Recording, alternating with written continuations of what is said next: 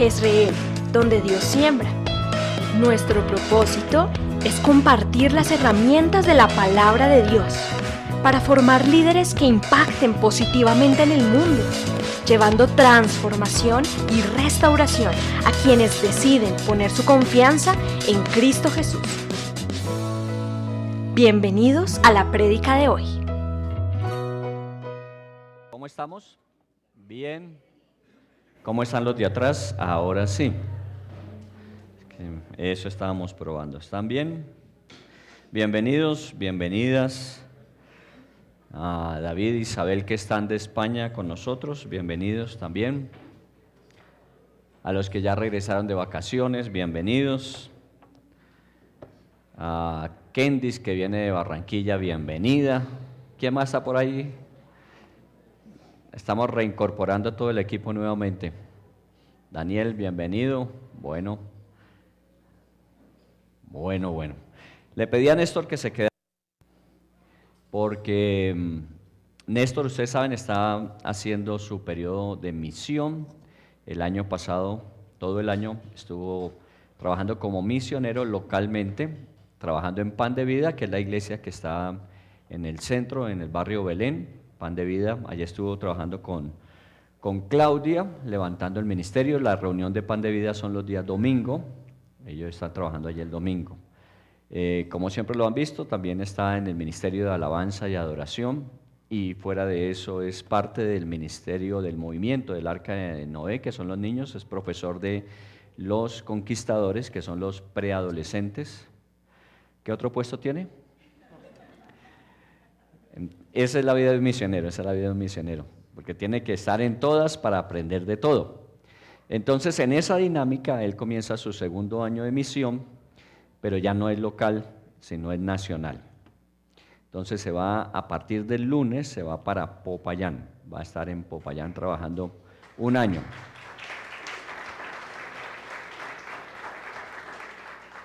Y después será internacionalmente. Vamos a ver si la India ya nos autoriza poderlo mandar hasta por allá. La idea es que los procesos de misión son procesos donde vamos haciendo una adecuación de lo que es una persona que tiene llamado, que experimenta el llamado a servicio a tiempo completo, pero hay 2 años en donde ese servicio se pone en ejercicio para que uno tenga la certeza y la seguridad cuando ya se toma la decisión de irse de tiempo completo. Efectivamente, esa es una decisión como el matrimonio para toda la vida, es una decisión de llamado. Así que él está en esa dinámica, que se corra más hacia acá porque no se ve, los de afuera no lo ven. Unas últimas palabras de este ministerio. Bueno, me siento muy honrado de estar acá porque es servir a Dios, Él que lo dio todo por nosotros, entonces cualquier cosa que nosotros hagamos, pues siempre es un privilegio, es una oportunidad poder hacerlo. También estar en una de las iglesias como más estructuradas, ordenadas, afianzadas, sanas, que he visto. Me encantan las iglesias, he visto muchas, entonces también es un privilegio poder estar tanto tiempo acá. Cada mensaje uno a veces se acostumbra y le parece normal, pero no es normal.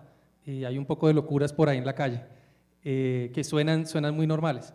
Entonces, estar aquí es un súper privilegio. Llevo 11 años en Jezreel y me estoy lanzando como en un tobogán que uno no sabe dónde acaba. Ustedes saben que uno mira el tobogán a ver si cae en el agua, pues esto no se ve.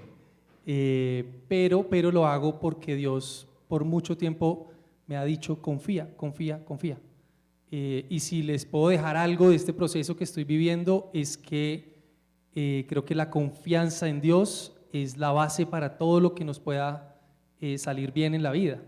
A veces las cosas nos salen bien porque Dios es misericordioso y nos tiene ahí como limitaditos de que no nos vayamos a ir muy lejos, pero realmente la bendición enorme, esa bendición, esa vida abundante de la que habla el Señor, creo que está detrás de la confianza. Cuando nosotros confiamos en Él, creo que vamos a ver cosas increíbles y estoy seguro que Dios tiene cosas increíbles para todos. Pero como dice la Biblia miles de veces, no temas, creamos que Dios nos está llamando, tal vez no a todos a tiempo completo, pero creámosle a Dios y confiemos. Y oren por mí, por favor. Muy bien, llévalo para allá. Gracias. Ahora oramos al final por Néstor.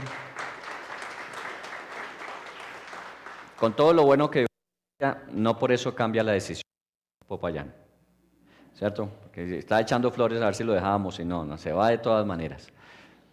Todo esto es un servicio, como lo estamos planteando en este año, un año de servicio con pasión. Todo esto es servicio. Hay muchas formas de servir. Hay muchas maneras en que Dios nos utiliza dentro de los planes que Él tiene ya trazados de antemano para nosotros. Pero uno de ellos es el servicio de dedicación exclusiva, o sea, dedicado exclusivamente al ministerio. Esto implica el predicar, el discipular, el preparar personas a través de la capacitación para seguir multiplicando en el mundo. Esa es la dinámica. Entonces, todo aquel que experimenta el llamado, que experimenta que esto es lo que Dios tiene para su vida, pasa por un proceso y efectivamente ya se involucra a tiempo completo el resto de su vida. Así que oremos por Néstor para que en este tiempo se cumpla esa dinámica en su vida y podamos estar recibiéndolo como coordinador de tiempo completo cuando regrese de Popayán. Les cuento de Wilson Moreno. Estaba en Brasil, sigue estando en Sao Paulo, pero Wilson a partir del mes de abril pasa a Ecuador, va a trabajar en Quito. Viene de Brasil a trabajar en Quito. Obviamente ustedes conocen a Wilson, a Magnolia, sus dos hijos ya, su hijo y su hija ya crecidos, van a trabajar a partir de abril de este año en Quito, Ecuador, para que también estemos orando por eso, ¿está bien? Son las dinámicas del ministerio. Uno no está donde quiere, sino donde se necesita. Esa debe ser parte de la dinámica. Uno no está donde quiere, sino donde se necesita. Y obviamente hay ministerios que tienen un crecimiento y necesitamos involucrar allí recurso de trabajo, como es en el caso de los tiempos completos. No sé por qué Daniel se salió. ¿Será que le teme al tiempo completo? Él siempre que hablamos de tiempo completo va saliendo y disimuladamente. Hoy lo vi. Así que él es el director de profesionales. Pero cada vez que hablamos de tiempo completo, sale caminando y se va. Pero bueno, algún día el Señor tiene su tiempo. Hay un programa en televisión que se llama También Caerás, algún día. Bueno, estamos en este año entonces en el año del servicio con pasión. Siempre la característica de nuestro liderazgo es el servicio, solo que la forma en que lo hacemos hace la diferencia. En este año en particular estamos hablando de servir con pasión. No solamente servir, sino servir de la mejor manera que nos sea posible. Hagamos un repaso rápido para quienes no nos han acompañado en los temas que llevamos de este mes. Este será el penúltimo, el último será dentro de 8 días y les estaré contando otras de las oportunidades que hay de servicio en la iglesia dentro de 8 días. Vamos a hacer unas diferentes convocatorias para movimientos, para ministerios. Pero estamos haciendo un repaso. El 2023 siempre recuerde eso, es sirviendo con pasión. ¿Eso qué implica? Que hay varias cosas que con respecto a Dios nosotros hacemos, así comenzamos este tema. Lo más importante no es lo que hagamos para Dios, eso no es lo más importante. A veces uno piensa que, ¿qué debo hacer para Dios? Créame que eso no es tan importante. Lo que la Biblia demanda primero, prioritariamente, es amar a Dios. Eso es lo primero, lo más importante siempre será amar a Dios. Y amar a Dios implica, pues obviamente como Él lo demanda, no como uno muchas veces pretende que sea. A veces nosotros amamos a nuestra manera, de nuestra forma, la forma que me queda más fácil. Y resulta que uno debe amar es conforme la persona lo necesita. Y en el caso de Dios, Dios mismo lo dijo.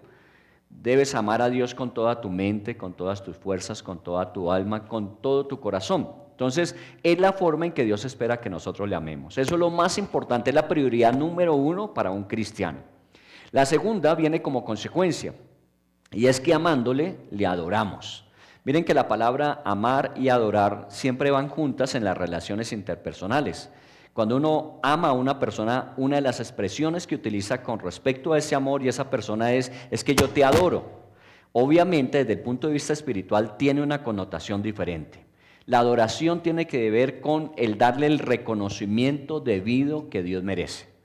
Dios no es cualquier tipo de relación. La relación más importante que una persona pueda tener en la vida es obviamente su relación con el Creador.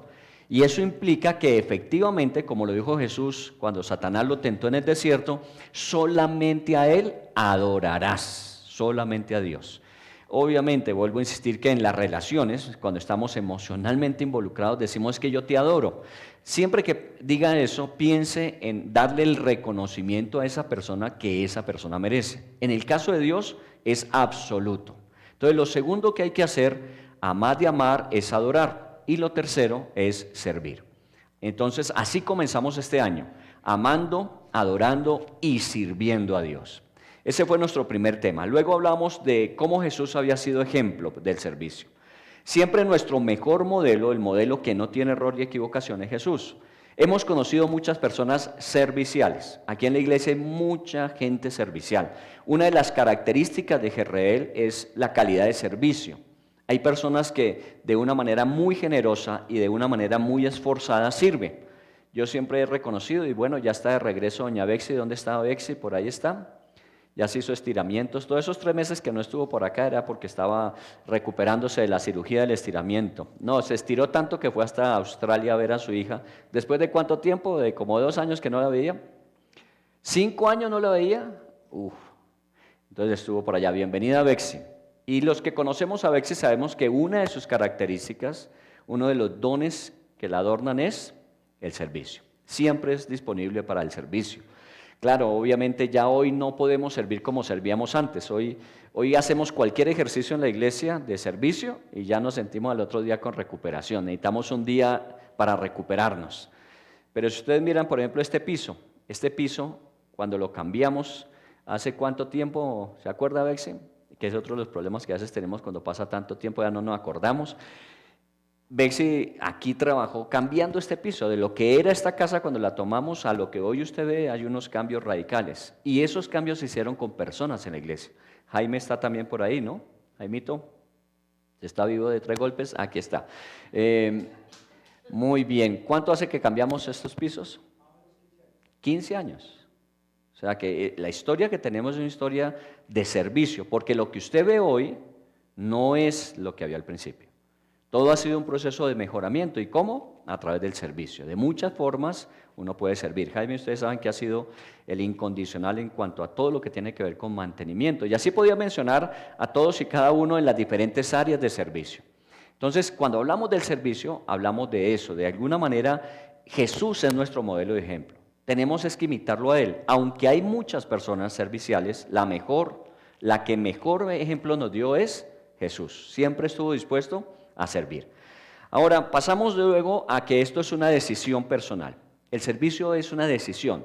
Normalmente nosotros, cuando nos vinculamos laboralmente para servir en un trabajo, en una empresa, normalmente hay un contrato, una contraprestación. Yo voy a ofrecer mi capacidad, mi conocimiento, mi experiencia, y a cambio yo recibo una retribución económica, en la mayoría de los casos. No siempre es justo, ¿no? Porque muchas veces se invierte más de lo que uno recibe como retribución. Pero digámoslo que una vez que usted hace un acuerdo y firma un contrato, ya usted está comprometido con una responsabilidad y está aceptando igualmente la responsabilidad de quien le contrata.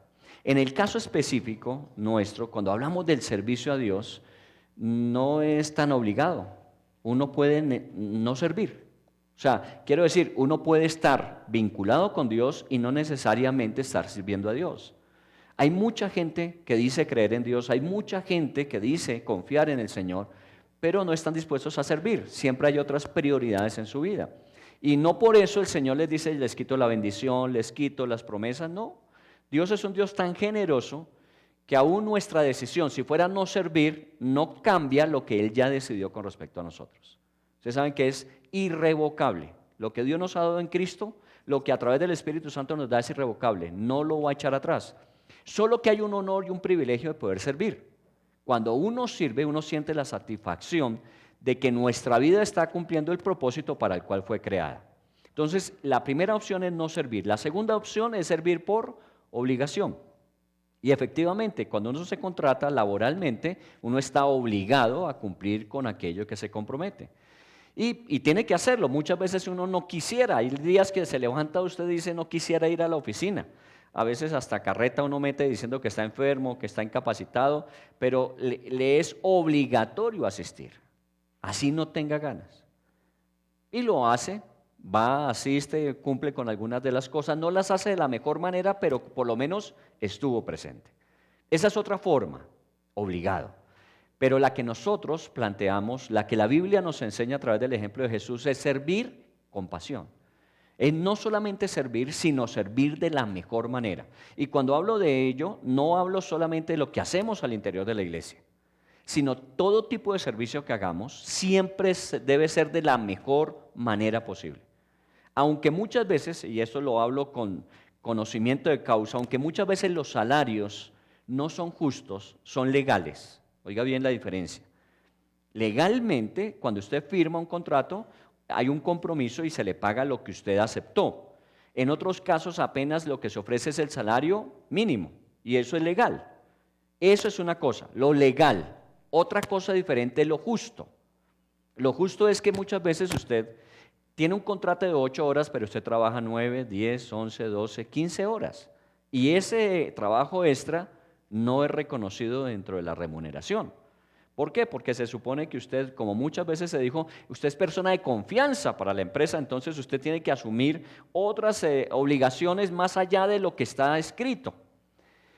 ¿Qué es lo justo? Lo justo sería que todo esfuerzo que usted haga, toda inversión que usted tenga, obviamente sea recompensada. Si humanamente no sucede, Dios se encarga de hacerlo. Porque Dios sí es justo. Dios no solamente es legal. Él no solamente hace lo que le compete y está establecido, sino en su generosidad Dios siempre recompensa. Esa semana hablaba con uno de los muchachos, hijo de un director de Colombia, y pues es un pelado joven, 32, 33 años, profesional, técnico en sistemas, y hoy día, decía él, tengo 3 trabajos a distancia con empresas en Estados Unidos, obviamente pagándole en dólares. Usted sabe que es una ventaja desde aquí, trabajar en su casa, que le estén pagando en dólares es una ventaja inmensa. Y él decía, todo esto es la bendición de Dios para mi vida. Qué bueno entenderlo de esa forma, que cuando vienen esos buenos momentos, esas buenas oportunidades, no es solamente porque yo he demostrado capacidad, sino porque la generosidad de Dios con nosotros es así. Por eso hablamos de un Dios justo, un Dios que ve cualquier esfuerzo que hagamos y siempre lo va a recompensar. Mucho más cuando ese esfuerzo está destinado a aquellas cosas que Dios quiere que yo haga. Cuando hablamos de servir a Dios, Él siempre va a recompensar. No se quede usted con quejas y lamentos. En alguna oportunidad, retirándome de una entidad en la que trabajé muchos años, hubo la opción de presentar una demanda para obviamente reclamar unos derechos adquiridos por mucho tiempo de trabajo. Y con Hilda preparamos toda nuestra carpeta, todos los argumentos, todas las pruebas para que efectivamente la demanda fuera aceptada. En el momento en que ya teníamos todo organizado, oramos a Dios y Dios nos dijo algo que hablo personalmente, nos dijo algo que tomamos en cuenta y decidimos, y es, o ustedes son los que cobran o me dejan a mí, que yo sea el que devuelva. Y efectivamente esa carpeta la cerramos, nunca presentamos esa demanda y los años después de eso han sido los mejores años de nuestra vida. ¿Por qué? Porque yo puedo pelear, legalmente yo puedo pelear por lo que a mí me corresponde. Pero si yo le entrego a Dios mi causa, Él reclama más para mí de lo que yo podría pensar. Entonces siempre por eso la Biblia dice que encomendemos a Dios nuestra causa, que Él es justo. Déjele a Dios cobrar lo que es suyo. Muy bien, en ese sentido entonces no hablamos de obligación, no hablamos de no servir, sino servir apasionadamente, como queremos hacerlo. Josué, hace 15 días estuvimos hablando de Josué. Josué es un personaje muy particular. Fue desde muy pequeño dedicado al servicio, en un servicio de tiempo completo. Ustedes saben que fue llamado por el Señor desde muy joven. Y él le sirvió toda su vida al Señor. Y al final hizo su rendición de cuentas. Cuando ya estaba terminando su ciclo de vida, él llamó al pueblo, hizo su rendición de cuentas. Cómo había actuado él como profeta, cómo había actuado como mediador de Dios para con el pueblo. Y efectivamente nadie tenía que reclamar nada. Y aún en ese momento de su vida, leímos en Josué capítulo 24, que él le dijo al pueblo de Israel que él y su casa seguirían sirviendo al Señor. Lo que le quedara de vida. Toda su vida le había servido, pero aún la última etapa de su vida le servía al Señor. Y es otra cosa muy buena. ¿Por qué? Porque servir a Dios nunca claudica, nunca termina, nunca acaba. ¿Por qué? Porque es que uno laboralmente se vincula con una empresa y seguramente llega el momento en que usted se pensiona o a usted lo despacha y usted termina su trabajo en ese lugar. Pero cuando se trabaja para Dios, nunca va a haber ni jubilación ni terminada de contrato. Dios siempre tendrá algo para nosotros que hacer. Aún sea en los años más adultos, en los años de nuestra vejez, Dios siempre tendrá algo para nosotros. Obviamente ya no será el mismo ritmo de antes, ya no serán las mismas cosas que hacíamos antes. Será con la experiencia y la sabiduría adquirida en esos procesos que Dios nos utilizará. Por eso, servir a Dios es una gran bendición. Hacer las cosas como para Dios, dice la Biblia. Y finalmente hace 8 días no estábamos aquí presentes, estábamos precisamente en el matrimonio de Andrés, uno de nuestros jóvenes profesionales. Hay algunos que todavía tienen esa costumbre de casarse, que esperamos que se contagien otros. Se casó Andrés y aún en los peores momentos hay que estar con los amigos, así que estuvimos acompañándole. Y en algunos matrimonios uno asiste más para asegurarse de que se case que otra cosa. Pero Claudia hace 8 días compartió 3 cosas que se me hacen muy importantes para tenerlas en cuenta. Hace 8 días dijo 3 cosas. La primera es que servir siempre será un privilegio. Siempre es un privilegio. Y no solamente hablo de servir como lo consideramos a nivel de la iglesia, sino que su vida sea una vida de servicio. ¿Cómo usted puede servir en la vida? Con las personas con las que pasa más o menos tiempo, con aquellas que tangencialmente se encuentran en la vida, ¿cómo le sirve usted? A lo mejor usted tiene un empleo público y usted tiene la posibilidad, la oportunidad de encontrar con muchas personas que todos los días van a buscar una ayuda. ¿Cómo sirve usted a esas personas? Ese es un privilegio. Entonces, el primer elemento en el servicio es que es un privilegio servir. Los que han servido saben que eso revitaliza la vida. Cuando uno se queda esperando que lo sirvan, la vida se va arrugando. Es como cuando uno no le echa agua a las matas. Usted ve que las hojitas se van cayendo. Pero cuando uno sirve es como si le echáramos agua. Inmediatamente uno reverdece. El servicio tiene esa característica. Entonces, lo primero es eso, que servir es un privilegio. Lo segundo que ella expuso hace 8 días es que Dios nos capacita para el servicio. Dios tiene un plan y lo tiene desde que estábamos en el vientre. Hay un libro en los Salmos, en el 139, dice que Dios escribió lo que sería nuestra vida y lo que íbamos a necesitar para cumplir eso que Él escribió, lo colocó en nosotros desde el vientre de nuestra madre. Cada uno de nosotros fue formado con unas características diferenciales. Ni hay buenas, ni hay malas, ni hay mejores y hay peores. Son diferenciales. No todos somos iguales. No todos servimos para lo mismo. Porque Dios tenía un plan personal con cada uno. Por eso colocó lo que cada uno iba a necesitar. Ese segundo principio habla de que Dios nos capacitó para el servicio. Por eso hay algunas personas que trabajan más en unas áreas que en otras, con otras personas. ¿Por qué? Porque están diseñadas para ese tipo de servicio. En el caso nuestro, yo no digo que obviamente sea el único trabajo existente, el de servir a Dios dirigiendo en un momento determinado una congregación. Ese es un estilo de servicio, eso es una forma de servicio. Por eso hablamos de un llamado a ese servicio. Y seguramente, si es así como Dios nos diseñó, seguramente Dios nos ha habilitado para hacer ese servicio. No todo el mundo lo tiene. Y no se sienta mal diciendo, es que yo no me siento llamado a servirle a Dios de tiempo completo. No tiene por qué hacerlo. Usted tiene que vivir ese llamado de Dios a su vida. ¿A qué le llamó Dios? A lo mejor su habilidad, su capacidad, su talento es lo que va a ayudarle a descubrir dónde es que Dios quiere que usted le sirva. Y por último dijo, el mejor de los servicios siempre será el servir a Dios.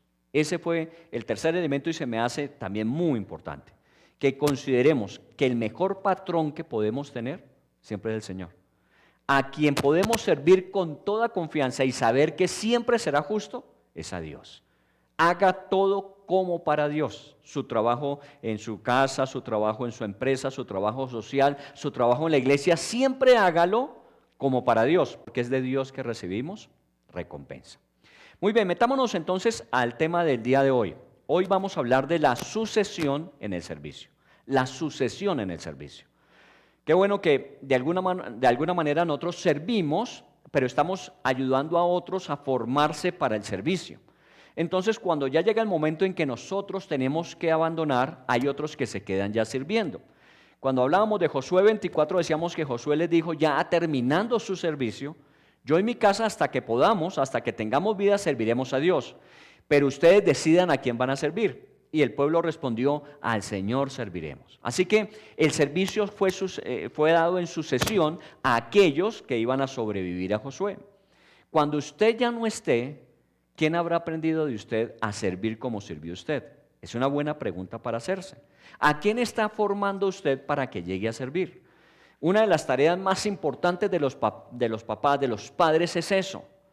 Es enseñar a nuestros hijos a servir. Me acuerdo de una experiencia con Mónica, la tercera de nuestras hijas. Mónica, cuando estudiaba precisamente con Alejandra, que aquí están los papás de Alejandra, ¿se acuerdan en el colegio que era? Cristo, las hijas de Cristo Rey. No, Santo Ángel, eso. ¿Sí se acuerdan? Por eso es que yo tengo que preguntar siempre. En ese colegio, siendo de monjas, tuvimos la oportunidad de dictar seminarios, por ejemplo, de satanismo, de drogadicción, y ellos sabían que nosotros estábamos en una iglesia cristiana, y es un colegio con, obviamente, un carácter católico de formación. Y estuvimos compartiendo allí. ¿Por qué hubo esa oportunidad? Precisamente por el testimonio de Mónica, de Alejandra, aquí está María Claudia en sonido, que también salió de ese colegio, y otras personas, y lo importante es que de alguna manera estábamos siempre dispuestos ¿a qué? A servir. Y en alguna oportunidad, recordando esta historia de Mónica, nos llamaron a la rectoría porque Mónica se había visto implicada en unos comportamientos no muy adecuados para las estudiantes en el colegio, y que efectivamente habían llamado a los papás de esas niñas. Entonces nos tocó ir. Obviamente uno piensa qué vergüenza que lo tengan que llamar a una rectoría y con todo lo que hemos hecho o dejado de hacer aquí, de todas maneras. Y sí, habían unos comportamientos no adecuados, no me acuerdo si era drogas, alguna cosa. Y entonces le dije a Mónica, bueno, ¿y usted por qué está metida en eso? Usted no tiene que estar metida en esos cuentos. Dijo, ¿cómo hago entonces para ayudar a mis amigas si no estoy con ellas en esas situaciones? No consumiendo o no haciendo lo inadecuado, sino cómo no puedo estar ahí para ayudarles a ellas a salir de ahí. Y efectivamente, a Dios gracias, nunca la vimos a ella con esos comportamientos, pero sí estuvo con sus amigas para ayudarles a salir. Es que lo más fácil es que se hunda. La otra cosa es cómo yo puedo ayudar a servir para que salgan de donde están. Y esa es la característica cuando hablamos de la sucesión en el servicio. ¿Cómo forma usted a sus hijos? ¿Para que siempre sean servidos? Por eso nos esmeramos muchas veces. Que no les falte nada, que todo lo tengan. Sí, está bien, esa es parte de la responsabilidad, pero ayúdeles a entender que la vida no gira en torno de ellos mismos. Que el mundo gira y nosotros estamos en él. Así que, de alguna forma, ayúdeles a explorar cómo pueden servir. Y hay episodios, hay eventos. Este fin de mes tenemos una salida con los del Arca, con los niños pequeños, pero nos van a acompañar los profesionales y nos van a acompañar los jóvenes de vida estudiantil para estar con los niños. Claro que si los papás de los niños quieren ir, pues con mucho gusto, pero van a salir es a acompañar. ¿Por qué? Porque la vida es servicio. La vida no solamente es figurar, es tener buena posición, es estar en bienestar, en estar en comodidad. Todo eso Dios nos lo da, pero finalmente lo que le permite a uno ser restaurado todos los días, ser animado todos los días es servir. Así que la sucesión en el servicio. Primera de Crónicas, capítulo 28 y 29. Si usted tiene su dispositivo y no para chatear, sino para buscar en la Biblia, Primera de Crónicas 28 y 29. Si usted busca allí, si está en su casa, pues seguramente puede usar la Biblia. Busquemos ese pasaje y ojalá todos nos sintonicemos. Si la tiene física o si la tiene virtual, habla su Biblia en Primera de Crónicas 28. Estamos llegando en ese capítulo a un momento en la vida de David similar al de Josué, cuando ya David está terminando su ciclo de vida. El rey David, el gran rey David, autor de los Salmos, mucho del libro de Crónicas, libro de Reyes, son historias de David. Y David fue un gran personaje, es un personaje de los centrales en la Biblia. Bueno, David está llegando al final porque todos tenemos una fecha de vencimiento. Todos tenemos una fecha de vencimiento. Algunos duran muchos años, otros duran menos años, pero todos tenemos un momento en que nuestra vida va a terminar. Y en ese momento en que nuestra vida va a terminar, los que nos suceden, los que van a venir detrás de nosotros, van a adquirir lo que nosotros hemos dejado. Eso es lo que se llama una herencia. Y no estoy hablando solamente de lo material. Muchas veces lo que los padres heredan a sus hijos son deudas. Y es una herencia también, ¿o no? Muchas veces los hijos tienen que salir a pagar todo lo que el papá de alguna manera por una mala administración hizo. Conocí un caso de una esposa que su esposo nunca le faltó con nada, siempre le dio gusto en todo, tenía bienestar al máximo. En un accidente aéreo pereció él y obviamente después de todo el proceso del duelo, del entierro, de todo lo que tenía que ver con ese momento, ella empezó a recapitular un poco la historia de su esposo para poder mirar qué cosas había dejado él, porque había sido súbito, un accidente aéreo. Y cuando empezó a investigar todo acerca de su esposo y lo que tenía, lo único que tenía era deudas. Era lo único que tenía. O sea, para sostener un tren de vida de esos, lo que él hizo fue endeudarse, pero nunca le dijo a su esposa. Así que, ¿quién tuvo que asumir esas deudas? Muchas de esas deudas las asumió ella. Es heredado. ¿Qué heredará usted a aquellos que vienen detrás de usted? ¿Qué cosas buenas o qué cosas a veces difíciles? Eso uno tiene que pensarlo. David lo está pensando. Llegó el momento de morir. Ahora, lo más importante aquí es que obviamente en esas épocas, como usted ha visto en películas, los reyes heredaban su reino a sus hijos. Pero como el reino de Israel, no era de David, sino que Dios es el rey de Israel, recuerden ese término, entonces obviamente es uno de los hijos de Dios el que tiene que heredar el reino, no de los hijos necesariamente de David. Para que entendamos que esto no se trata de un nepotismo de que los padres heredan a sus hijos, sino que Dios es el que escoge. Y la Biblia dice que de los muchos hijos que había tenido David, Dios seleccionó a uno. Ustedes bien saben quién fue, Salomón. Dios seleccionó a Salomón para que le sucediera. Y fue Dios el que lo eligió, porque por derecho de pronto otros de los hijos mayores de David tendrían el derecho al trono. Pero es Dios el que elige. Recuerden que en la Biblia dice que Dios es el que pone y quita reyes, y es literal. A veces nosotros creemos que este mundo se mueve sin que Dios actúe en medio de ellos. Dios actúa, y Dios direcciona, y Dios coloca a quien Él quiere y a quien no quiere lo quita. Tenga en cuenta eso dice la Biblia. Ahora, no es un Dios que actúa impulsivamente, emotivamente, reacciona, no, es un Dios que tiene planes y conforme a sus planes va ejecutando. En este caso, Dios eligió a Salomón y lo colocó para que sucediera a David. Y lo importante es que no tuvo que esperar que David muriera para que Salomón fuera hijo, fuera rey, sino que aún en vida, Salomón entrega el reinado, David entrega el reinado a Salomón. Así que en vida, bueno, más o menos lo que hace poco recordamos del Papa Benedicto, ¿recuerdan? Que sin haber muerto, como es la tradición, él entregó el papado al Papa Francisco actualmente, ¿cierto? Entonces, así más o menos sucedió, no esperar que muriera sino que Dios le dijo, este es el sucesor, así que le entregas a él. Y efectivamente eso sucedió, capítulos 28 y 29. Ahora, ¿cómo fue el reinado de Salomón? Quiero que me ayude en el capítulo 29 y permítame en esto hoy centrarme mucho en los textos bíblicos sin mayor explicación, porque a veces los textos bíblicos son más que suficientes para entender. Mire el capítulo 29, el versículo 23 al 25. Dice, y se sentó Salomón por rey en el trono de Jehová en lugar de David su padre. Mire lo que dice. Se sentó Salomón en el trono ¿de quién? No de David, sino en el trono de Dios para con Israel. El trono que había ocupado ¿quién? Su papá. Oiga bien eso para que entendamos desde el principio que esto no se trata de jugadas humanas, de la famosa maquinación de nuestros propios planes, sino que Dios va ejecutando sus planes. Su trono, el trono de Dios, Él lo da a quien Él quiere. Se lo había entregado a David y le dijo, ahora que vas a salir, se lo vas a entregar a Salomón. Y se sentó Salomón en el trono de Dios, en el que había ocupado su papá. Y luego dice, ¿y fue qué? Prosperado. Fue prosperado. Qué bueno que uno encuentra esa palabra más frecuentemente, que cada vez que Dios le ubica a uno en un lugar donde Él tiene preparado para nosotros un propósito, un plan, uno sea prosperado. Y luego agrega diciendo, y le obedeció todo Israel. Versículo 24, todos los príncipes, los poderosos, todos los hijos del rey David, sus hermanos, aún los mayores que él, prestaron homenaje al rey Salomón. Mire que cuando Dios se encarga de hacer las cosas, no hay por qué pelear para uno ganarse el favor.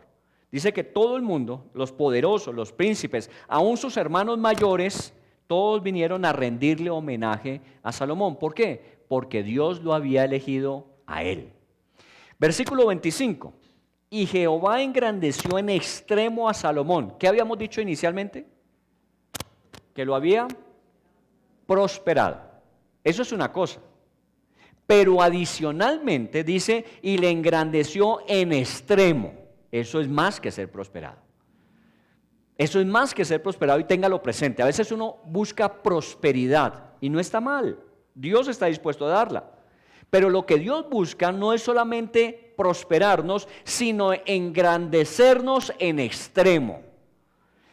Y dice al final, y le dio gloria en su reino, cual ningún rey la tuvo antes de él en Israel.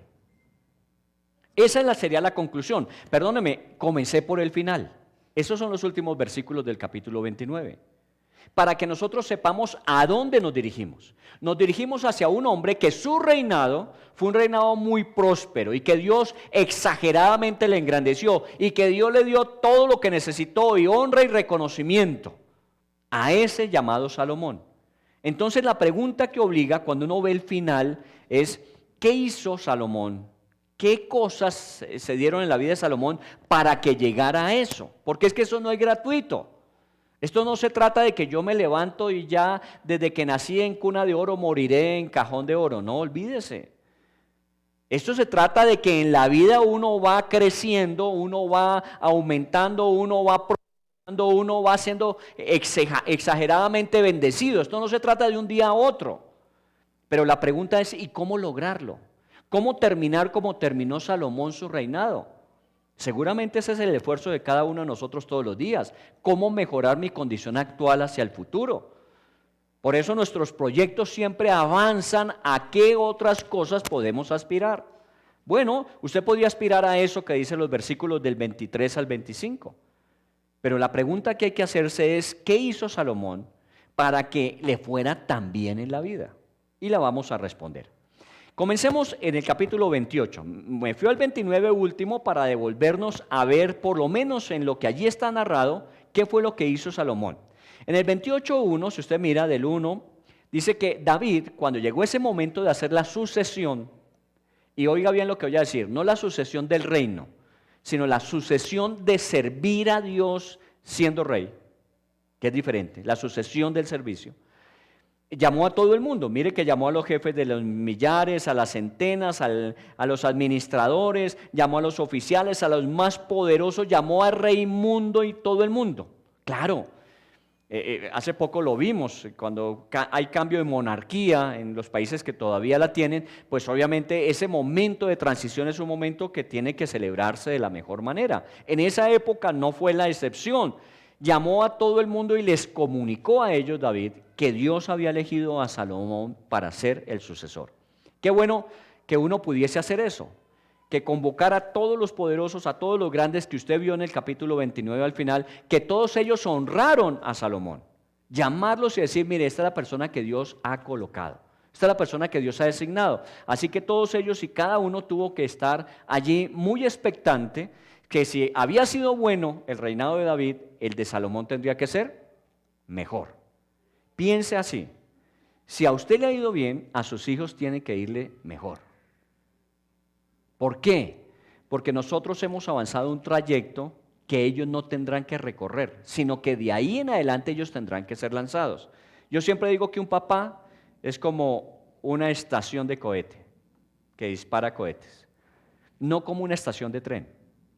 La estación de tren siempre regresa al mismo lugar. Muchos papás crían a sus hijos para que finalmente ellos regresen al final a donde ellos estaban. No, usted tiene que lanzar sus hijos para que ellos puedan cumplir el propósito que Dios tiene para ellos. Y muchas veces caen muy lejos de donde son lanzados. Cabo Cañaveral y terminan por allá en el Pacífico del Sur. ¿Por qué? Porque esa es la plataforma de lanzamiento. Usted es una plataforma de lanzamiento. Y Dios prepara a los padres para bendecir a los hijos. Ahora, siga 2 generaciones más adelante, los nietos. Siga una tercera, ¿quiénes? Los bisnietos. Imagínense la bendición heredada de generación en generación. ¿No dice la Biblia así? Que Dios bendeciría hasta la 4ª y 5ª generación. Una bendición acumulada, como también puede ser una maldición acumulada. Y muchos padres lo que heredan, ¿qué es? Maldición a sus hijos. Y obviamente hijos con maldición, bueno, siempre habrá la opción de cambiar la historia porque cada uno de nosotros tiene una capacidad de decisión, pero muchas veces lo que hacen es ahondar mucho más en las maldiciones. Entonces, qué bueno que aquí David le está diciendo, ahora yo voy a entregar el reino a mi hijo y si lo mío ha sido bueno, lo de él tiene que ser mucho mejor. Mire el versículo 3 del capítulo 28. En todas las recomendaciones que Dios le había dado a David, David falló en una de ellas. Dice, mas Dios me dijo, tú no edificarás casa a mi nombre porque eres hombre de guerra y has derramado mucha sangre. ¿David fue perfecto? No. David cometió errores y graves. Uno de ellos mencionado aquí, que fue un hombre de guerra y que había derramado mucha sangre. Obviamente habían batallas que librar, habían enemigos que vencer, pero muchas veces a David se le fue la mano. Y entonces Dios le dijo, mira, por eso una tarea que estaba delegada no se va a poder cumplir en tu reinado. ¿Cuál era? Construir el templo. Fue lo único que David no pudo hacer, construir un templo para Dios. En esa época, el lugar donde el arca estaba, que era el arca famosa del pacto, que todavía la siguen buscando los cazadores del arca perdida, esa arca que representaba la presencia de Dios habitaba en un tabernáculo, en algo de tienda, de pieles, de mantas. No era digno de un Dios tan grande vivir en un lugar así. Y David lo había visto, él vivía en un palacio. Y cuando él se asomaba hacia el tabernáculo, él decía, yo que soy el beneficiario del Dios que habita allá, mire cómo vivo. Y el Dios que me ha beneficiado, mire cómo está. Por eso él algún día pensó en darle un lugar de honra y reconocimiento a Dios digno de Dios mismo. Y ahí viene la idea del templo. Desafortunadamente ese templo fue destruido en el año 70, nosotros no lo conocemos. Apenas lo que vemos hoy día es el famoso Muro de los Lamentos y de alguna manera la reconstrucción artística de ello. Pero en ese tiempo el templo era tan espectacular que ustedes recordarán que un día los discípulos de Jesús le dijeron, Señor, mira el templo, qué glorioso es el templo. Imagínate cómo sería. Los discípulos estaban asombrados, seguramente todo el mundo que iba se asombraba. Y efectivamente ese no lo pudo hacer David porque fue hombre de guerra y derramó mucha sangre. Pero David quería, por dos cosas. Ahí está escrito en ese pasaje y seguramente usted lo podrá leer. Dice, lo primero es que para darle la honra a Dios, colocar allí a Dios en el lugar que Dios merece. ¿Cuál es el lugar que Dios merece? El mejor lugar. A Dios no se le puede dar lo que sobra. A Dios no se le puede ubicar donde haya espacio. A Dios tiene que darse el mejor lugar. Porque obviamente es el dueño de todas las cosas. Es que yo no le puedo dar a Dios las obras de lo que me queda de tiempo, lo que me queda de esfuerzo, si es que queda. Muchas veces nosotros decimos, Señor, pero usted sabe que es que no me queda tiempo. Yo tengo todas las intenciones. No, un momentico, hay que establecer prioridades. Si Dios es lo que es, entonces ¿cuál es mi prioridad con respecto a Él? Eso fue lo que pensó David primero. Y segundo, él dijo algo que en los Salmos está escrito también. Dice, para que ese lugar fuera el estrado de los pies, porque Dios reina en los cielos y en la tierra. Dios es el rey de los cielos y la tierra, pero David cuando concibió dijo, es para que aún este lugar sea como donde Dios pone sus pies, sea el estrado de los pies de Dios. La visión que David tenía de esto, él era el rey, pero sabía que por encima de él estaba ¿quién? Dios, porque él le servía a Dios. Usted puede ocupar la posición más alta en una empresa. Usted puede ser un empresario, un hombre de gran resultado, un hombre de gran estrategia, pero por encima de usted está Dios. Usted no puede olvidarse de eso. Y eso es lo que nunca olvidó David. Y por eso quiso construir el templo, pero desafortunadamente no lo pudo hacer por esas características que acabamos de ver. Entonces Dios eligió a Salomón para que lo hiciera. Y efectivamente, Dios le dijo a David, es Salomón el que va a construir el templo. Ahora, como no fue David, entonces todo lo que tenía David ahorrado para ellos se lo gastó en un viaje que hizo a Hawái, incluyó las islas del Pacífico Sur y se fue y se gastó todo lo que había acumulado para el templo, ¿no? David tenía un propósito y no lo cambió a pesar de que él no lo ejecutó. A veces nosotros somos como los ratones, lo que no nos comemos lo destruimos. No, si no es para usted, puede ser para alguien más. Y eso fue lo que David pensó, si yo hice un acopio de recursos para construir el templo digno de Dios y no lo voy a construir, entonces no le voy a dejar a Salomón lo que él va a usar para hacerlo. Porque se habla del templo de Salomón, el que diseñó David en un momento determinado lo hizo Salomón. No, de pronto Dios me da a mí la posibilidad de hacer una cantidad de cosas que otros van a concluir. Pero hay gente que, como una vez me dijo una persona soltera ya mayor, que se había pensionado, dijo, es que yo me voy a gastar toda mi pensión porque no le voy a dejar nada a nadie, no tengo nadie que dejarle. Triste esa historia, porque siempre habrá alguien que va a necesitar algo de lo que usted tiene. Entonces no es como tengo poco tiempo, ya estaba pensionada, me voy a gastar todo lo que tengo. Pues sí, de ese gusto, porque dice el libro de Eclesiastés, de Dios es que el hombre disfrute del resultado de su trabajo. Pero siempre pensemos que no somos los únicos en el planeta Tierra, que siempre podremos servir, y hay otros que de pronto se van a beneficiar de lo que nosotros hicimos. Muy bien, versículo 9, pásese al 9 del capítulo 28. Y tú, Salomón, hijo mío, reconoce al Dios de tu padre y sírvele con corazón perfecto y con ánimo voluntario. Si usted fuera David y le está entregando el reino a su hijo Salomón, seguramente usted tiene una lista de cosas por decirle a Salomón para que él las tenga en cuenta en su reinado. Entonces, como normalmente se hacen los famosos empalmes cuando una presidencia termina y comienza otra. Y entonces vienen todos los arreglos, todos los papeleos, toda la información que tiene que recibirse, toda la proyección que tiene que hacerse. Y seguramente esta no fue la excepción. David tuvo que haberle dado muchas cosas a Salomón para que continuara. Y bueno, que fue en vida. No fue que David se murió y a Salomón le tocó asumir, sino que David pudo tener tiempo para entregarle a Salomón todo lo que él había hecho y lo que iba a proyectar Salomón. Pero mire, entre todas las recomendaciones, la única que se menciona aquí, la única que se menciona es esta: reconoce al Dios de tu padre y sírvele con corazón perfecto y con ánimo voluntario. ¡Qué increíble! Pudo haberle dicho, mire, las finanzas se manejan de esta manera, las relaciones internacionales, la situación de agua, la situación de comida, la situación, y hablar de todo lo que había que hacer como rey que velaba por un pueblo. Pero lo que dijo y está escrito como más importante es, primero, reconoce a Dios. Cuando uno se olvida de Dios, está propenso a la caída, porque olvidarse de Dios nos lleva al orgullo, y la altivez y el orgullo es previo a la caída. La altivez y el orgullo lo único que traen como consecuencia es caída segura. Entonces lo que le está diciendo es reconoce a Dios, nunca vayas a caer en el error del orgullo de los resultados, del bienestar, del beneficio, del éxito. Cuidado con el orgullo. Y usted sabe cuán susceptibles somos al orgullo. Cuánto pecho sacamos nosotros cuando decimos mire lo que logré, mire lo que hice, mire lo que alcancé, mire lo que sé, mire lo que... Cuando usted hace eso, está propenso a caerse. El que esté seguro, mire, cuide que no caiga. Entonces lo primero que le dice es reconoce a Dios. Mantén una actitud humilde. Eso no quiere decir que viva humillado, sino humilde, que es diferente. Humilde es que independiente de que reconozco todo lo que tengo, todo lo que Dios me ha dado, sé que por encima de mí sigue Dios existiendo. Que yo no soy único, no soy lo máximo. Si hay algún llanero por ahí, creo que por ahí hay llaneros. ¿Qué decía el llanero?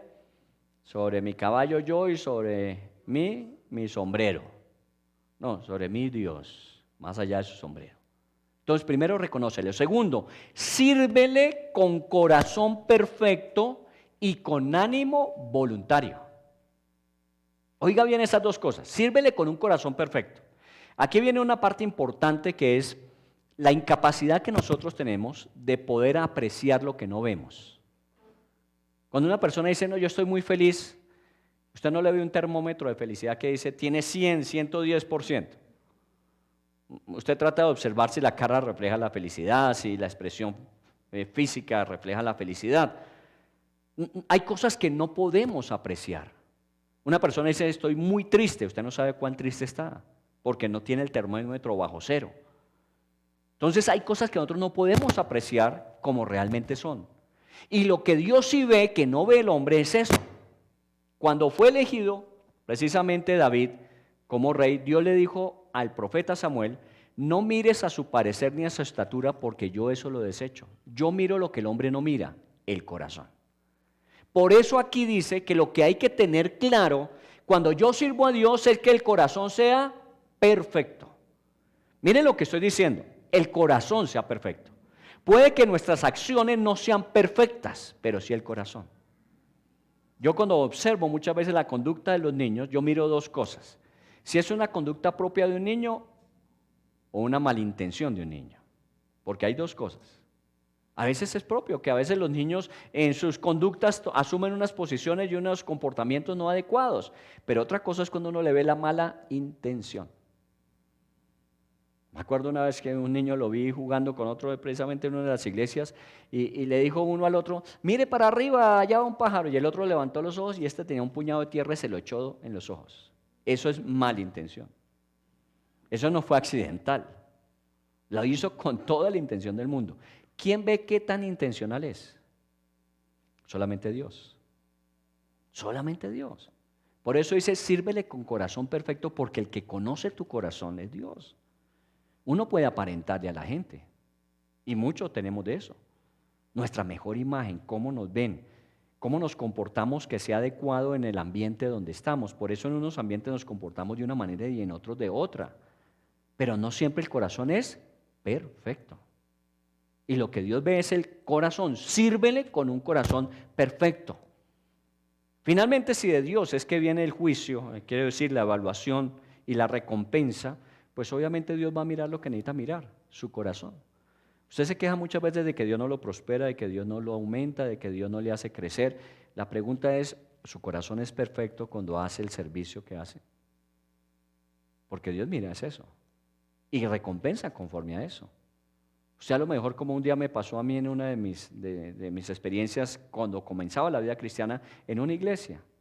El director de la iglesia llegó ese día y estábamos organizando el salón para la reunión.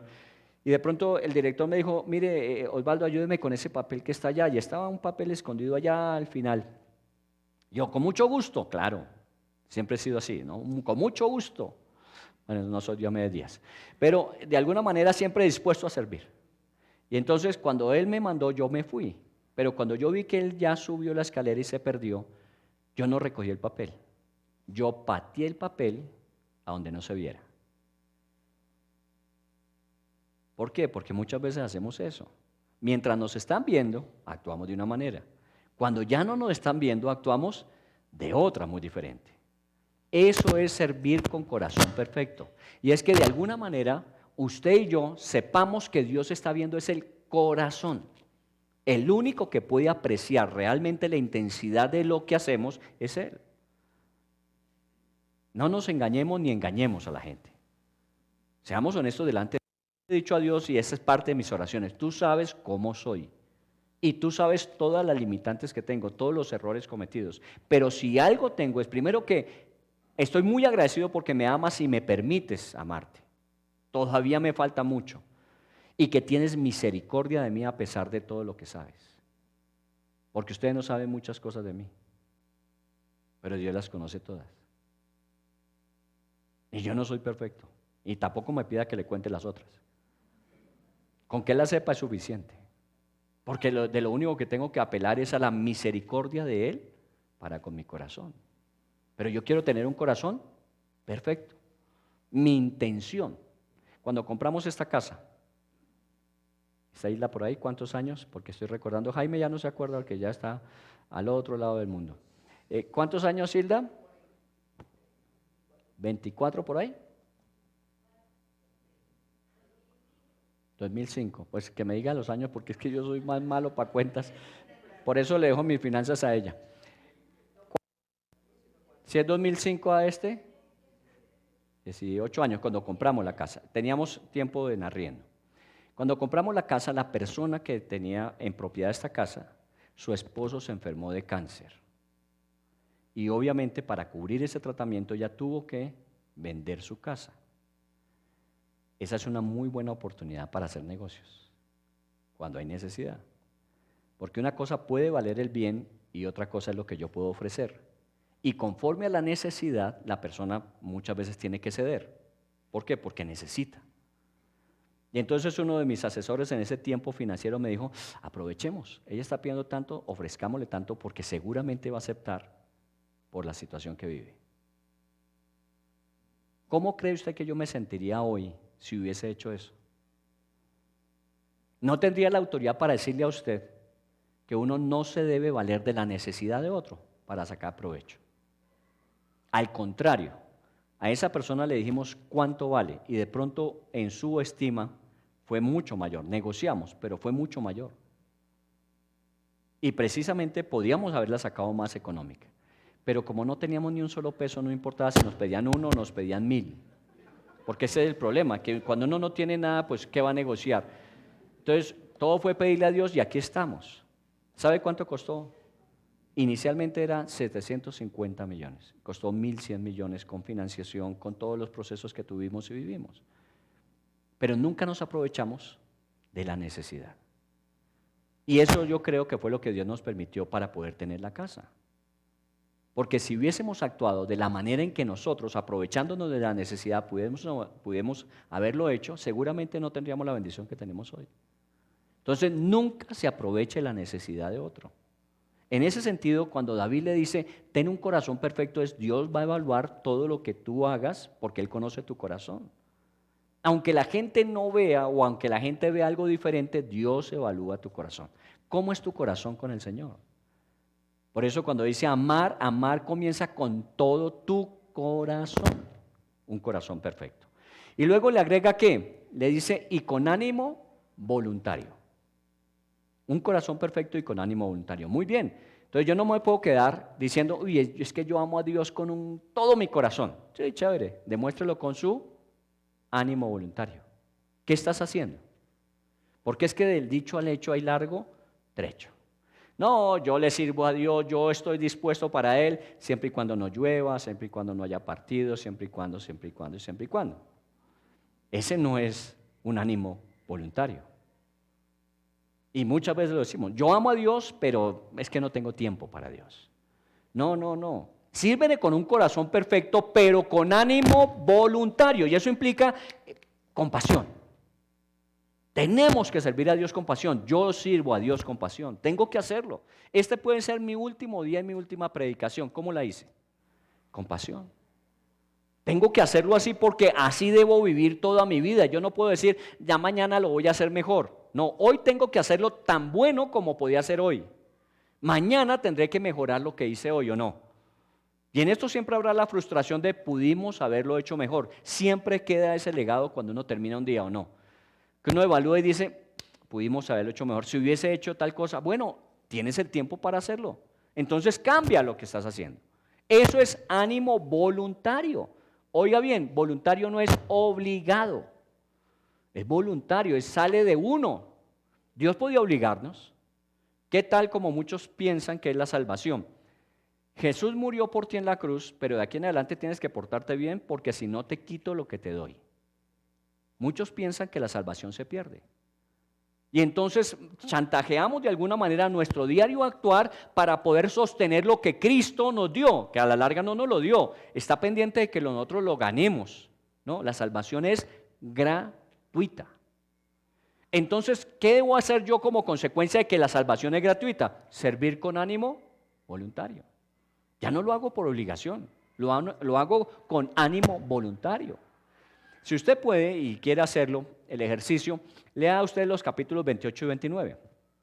Y en esos dos capítulos busque la palabra voluntario, a ver cuántas veces aparece.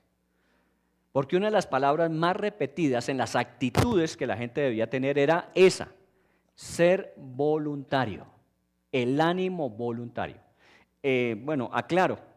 Uno dice, no, es que yo sirvo en un voluntariado. Un voluntariado es una acción que yo no estoy en la obligación de cumplir, pero que quiero asumir. Está bien, chévere que seas voluntario. Hay muchas obras en las que podemos trabajar. Alguien me dijo en estos días que trabajaba en un voluntariado de construyendo casas para personas necesitadas. Muy bueno. Pero voluntario no es cuando yo quiera. Eso no es voluntario. Cuando usted le dice a una persona, mire, yo quiero ayudarle a construir su casa, y la persona pone su esperanza en usted para hacerlo, esa persona espera que usted lo haga. Y de pronto si no lo hizo, y usted le pregunta a la persona a usted, ¿y usted por qué no me construyó lo que me dijo que iba a construir? ¿Usted qué le dice? No, es que no tenía tiempo. Entonces no era tan voluntario. No era tan voluntario. Voluntario es que yo me comprometo y yo hago lo que voluntariamente me comprometí a hacer. Y en esto tenemos que ser claros en el servicio para con Dios. Es voluntario, pero voluntario no quiere decir irresponsable. Voluntario es que a mí no me obligan, pero lo hago de la mejor forma y en el menor tiempo posible. Eso es voluntario. Cuando dice ánimo voluntario, eso implica. No es si me queda tiempo o es si me llego a acordar. No, olvídese. Mejor es que no te comprometas y no que te comprometas y no cumplas. Porque Dios no se complace con los insensatos. Estoy leyendo lo que dice la Biblia. Eso es un versículo bíblico. Es mejor que no te comprometas. Pero cuando lo hagas con ánimo voluntario, cumple lo que digas. En estos días me encontré con alguien y me saludó muy efusivamente, alguien que estuvo en la iglesia en algún tiempo. Y bueno, me preguntó cómo estábamos. Primero se había cambiado de ciudad, ahora volvió a Bogotá. Y me dijo, ¿cómo estamos? Le dije, pues muy bien. Ah, está bien, la iglesia está bien, pero yo ya no estoy ahí. Imagínense.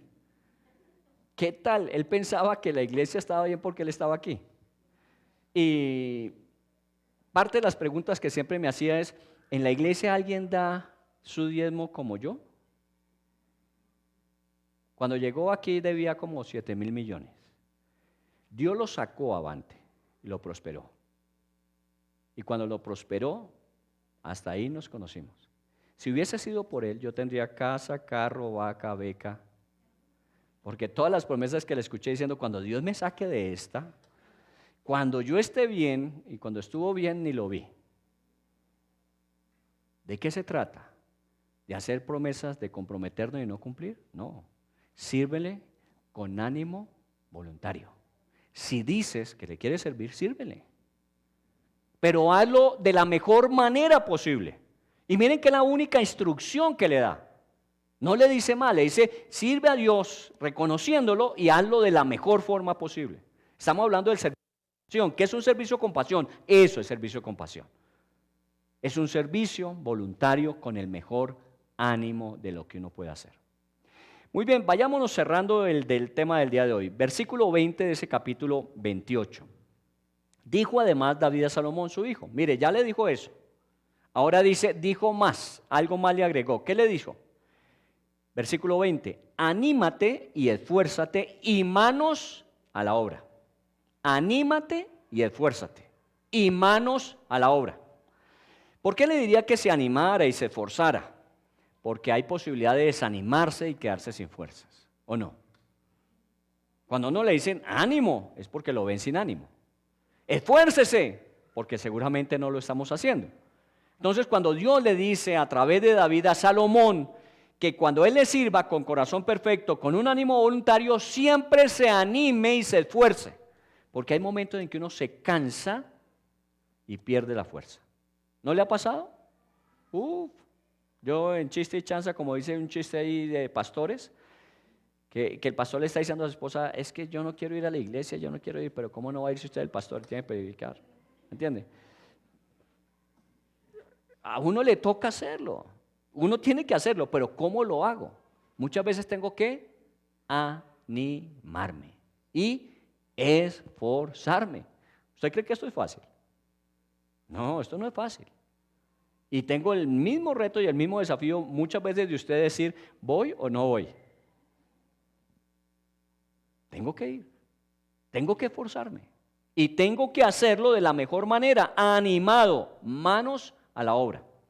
Dentro de 8 días vamos a hablar un poco de las oportunidades de servicio que hay al interior de la iglesia. Seguramente hay muchas por fuera que también usted puede colaborar, pero vamos a hablar un poco de las que tenemos al interior. Y si usted lo hace, esfuérzate y esforcémonos por nuestra iglesia y el beneficio que podemos dar a otros. Pero aquí dice, y manos a la obra. Ese es el reto, es el desafío. Pero todo esto tiene una promesa. Esto es lo más interesante. Es una promesa de Dios. ¿Cuál es la promesa? No temas ni desmayes, porque Jehová, mi Dios, estará contigo. Él no te dejará ni te desamparará hasta que acabes toda la obra para el servicio de la casa de Jehová. Mire ese versículo. ¿Dónde lo volvió a ver usted? Josué capítulo 1, versículos 8 y 9. ¿Recuerdan?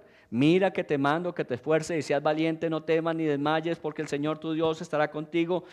Aquí está otra vez repitiéndoselo. No sé si lo habrás leído de ese otro texto. Pero aquí le está diciendo Dios a través de David a Salomón, mira, esfuérzate y manos a la obra, porque Jehová estará contigo y no te dejará hasta que hayas hecho el servicio para el que te llamó.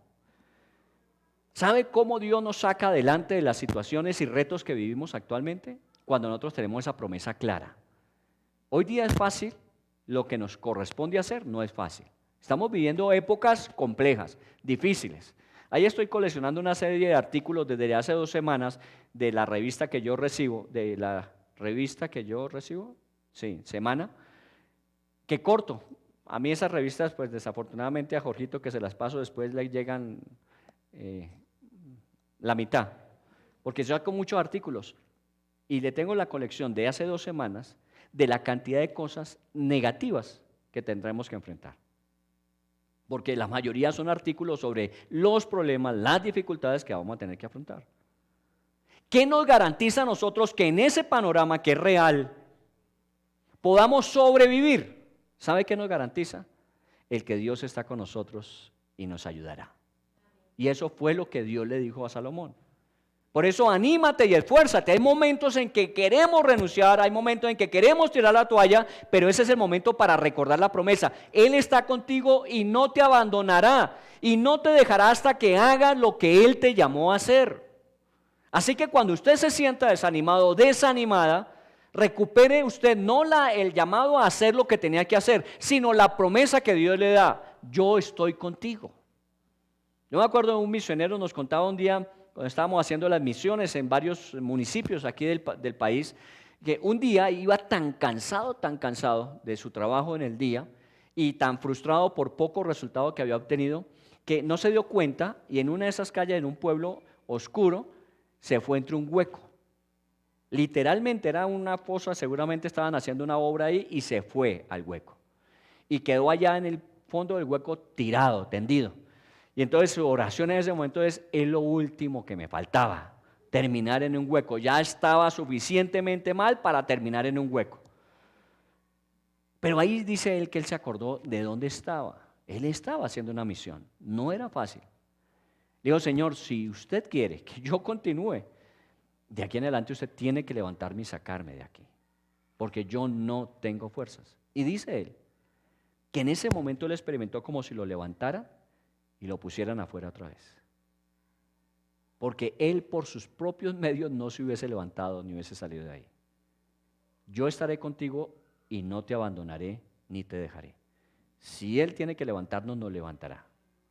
Cuando pensemos que ya no hay nada que hacer, él siempre tiene una salida. Cuando creamos que ya no es posible, él es especialista en imposibles.